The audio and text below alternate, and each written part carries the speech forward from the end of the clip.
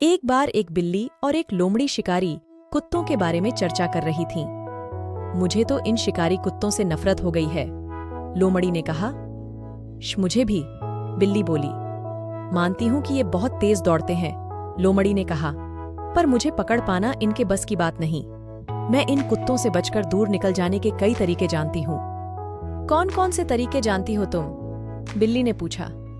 कई तरीके हैं, शेखी बघारते हुए लोमड़ी ने कहा। कभी मैं कांटेदार झाड़ियों में से होकर दौड़ती हूँ, कभी घनी झाड़ियों में छिप जाती हूँ, कभी किसी माद में घुस जाती हूँ। इन कुत्तों से बचने के अनेक तरीकों में से ये तो कुछ ही हैं। मेरे पास तो सिर्फ एक ही अच्छा तरीका है, बिल्ली ने कहा। ओह, बहुत दुख की बात है।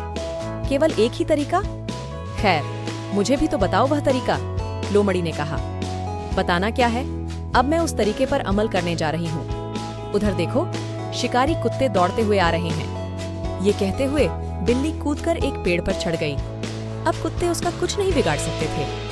शिकारी कुत्तों ने लोमड़ियन का पीछा करना शुरू कर दिया।